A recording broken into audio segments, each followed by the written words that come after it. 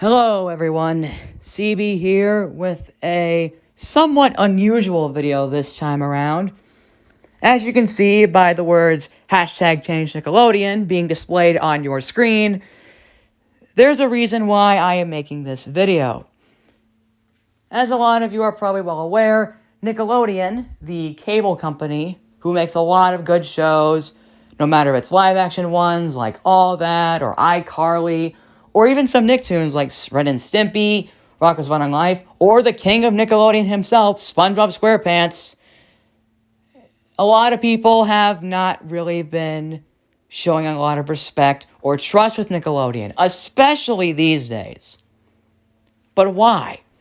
Well, the answer is obviously SpongeBob, but I'll get to that later. Right now, I want to explain my history with Nickelodeon. I first grew up with Nickelodeon back when I was around probably 2 or 3 years old. Granted, it was during the Nick Jr. time where we had a bunch of VHS tapes of Dora the Explorer, and I saw some advertisements for stuff that would air on Nickelodeon, like Jimmy Neutron, SpongeBob, of course, and even Fairly Odd Parents. And I grew up with watching some of those shows. And there's also some Nick Jr. shows I liked too, such as Little Bear, which was one of my favorites growing up. While I haven't really grown up with Nickelodeon a lot, again, I did list off a few shows that I did watch on there, including the Nick Jr. ones. The only show I actually sort of like on Nickelodeon now is The Loud House, but I'll talk about that part later as well. So that's my history on Nickelodeon, sort of. But why am I making this video if it's called hashtag change Nickelodeon? Well, this is exactly why. For those of you who don't know, Nickelodeon has been regarded as one of the worst corporations for anybody to work with. I know it sounds like I'm just making that up, but trust me, I'm not. While it is true that everybody has talked about this, I wanted to make this video to encourage you guys to please join me on this. I know it sounds like I'm rambling, and again, I'm very sorry. None of this is scripted, so please forgive me. But, as I was saying, why did it say hashtag Nickelodeon? Well, again, Nickelodeon is, again, regarded as one of the worst corporations out there. But why? Well, I think we all know why it is. It's SpongeBob. Yes, SpongeBob SquarePants. SpongeBob SquarePants first came out on May 1st, 1999, and it was a big success. Everybody loved it. Even Nickelodeon themselves loved it. The animation, the voice acting, and, well, pretty much everything about it. One of the greatest things with SpongeBob was that it took inspiration from some other shows, including Ren and Stimpy, one of the first 3 Nicktoons out there. In fact, 75% of the people who worked on Ren and Stimpy also worked on SpongeBob. That can't be a coincidence, right? Well, it sure was. SpongeBob was doing pretty good during its first 3 seasons, but it really got big when the first SpongeBob SquarePants movie came out in 2004. It was a critical and financial success. However, there was only one problem. It seemed like the people that loved the success the most were the network executives at Nickelodeon. Yes, SpongeBob was a pretty big hit, and it still is somewhat of a big hit even today. But Nickelodeon, they decided to keep the show going on for a little bit longer. How long? Well, nobody knew. This is where the bad part starts to come in. You see, Nickelodeon themselves, again, they probably didn't know if SpongeBob was going to be a hit.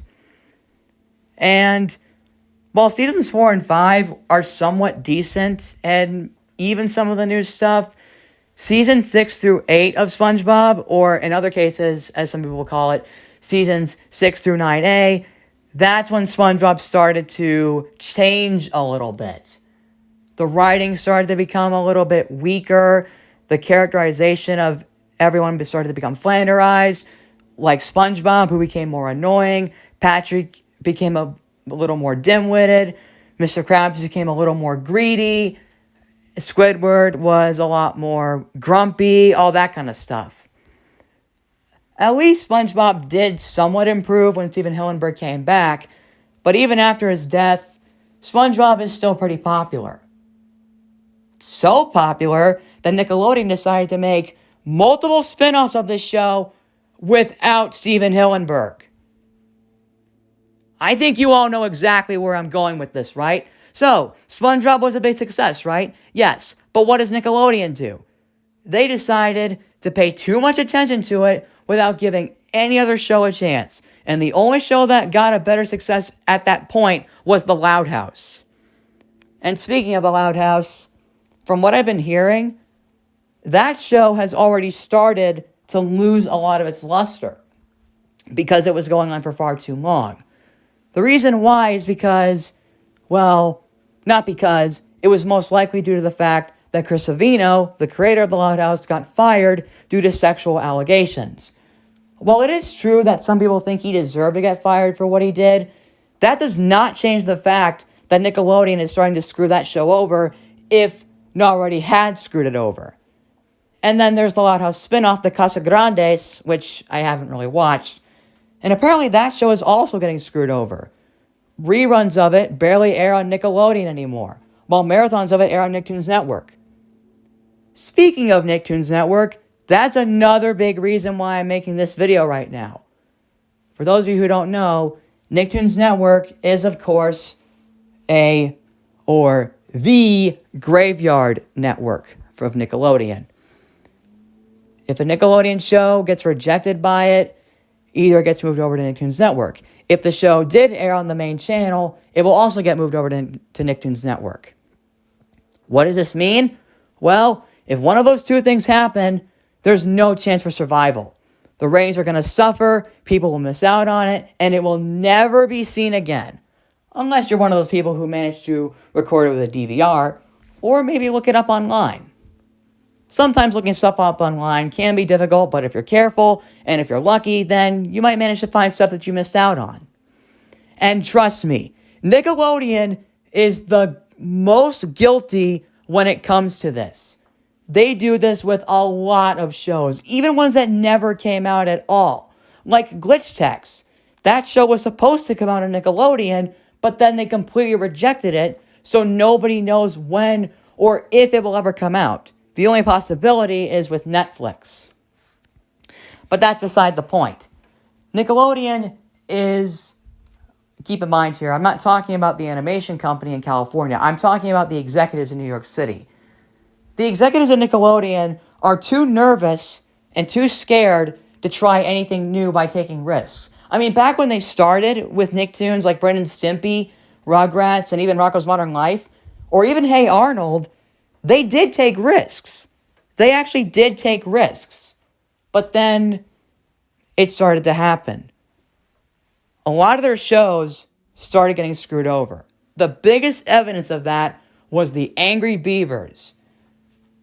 You see, as a lot of people have pointed out, the Angry Beavers did have a season finale. However, Nickelodeon would not allow... Did I say season finale? I'm so sorry. I meant series finale. My bad. Anyways, Angry Beavers had a series finale. However, Nickelodeon would not allow them to air it because it was breaking the fourth wall. And it was kind of making fun of the network. I mean, there's nothing wrong with that. A lot of shows make fun of networks. I mean, look at The Simpsons. They made fun of Fox, and Family Guy sort of did that too, from what I've heard. Correct me if I'm wrong on that. Anyways, back to Nickelodeon. So, Angry Beavers had a final episode that was saying it was time for the show to to wrap up. But Nickelodeon would not let them do it because it was breaking the fourth wall, which was apparently a policy that they had, which honestly doesn't make any sense. I mean, come on. Look at Ren and Stimpy. They broke the fourth wall. Heck, look at the Loud House. They broke the fourth wall too. And they sort of still did that. So, either Nickelodeon is too stupid to look at their own policy, or they just pretend it doesn't exist anymore. Take your pick. Anyways, Angry Beavers was, I think, the first victim to the Nickelodeon cancellation treatment.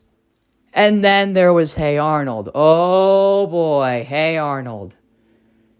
Hey Arnold, of course, as we all know, had 2 movies that were going to come out. One of them being a theatrical one and one of them being a direct TV one. Of course, Nickelodeon decided to switch the release formats of those 2 films. Which, of course, Hey Arnold Saves the Neighborhood, being the TV movie, had been switched to being a theatrical movie called Hey Arnold the Movie. And, of course, that movie was a box office bomb. Critics and Hey Arnold fans, and audiences in general, didn't like that movie at all. So, Nickelodeon took notice of that, and they're like, uh-oh, that didn't go so well. Let's just cancel the series. Goodbye. You can tell how Nickelodeon clearly didn't care about wanting the show to have a proper ending. However, thanks to fan service, Hey Arnold the Jungle Movie came out, which that might have been the only time where Nickelodeon actually respected fans. Good on you, Nick. Anyways, when it came to the SpongeBob movie, it seemed like Nickelodeon decided to learn from that mistake by saying, okay, the Hey Arnold movie was not a success. Let's see. I know. Let's have a SpongeBob movie. Maybe that'll be a success. And it was. Except that's not what they were going for. I'm really not good at this.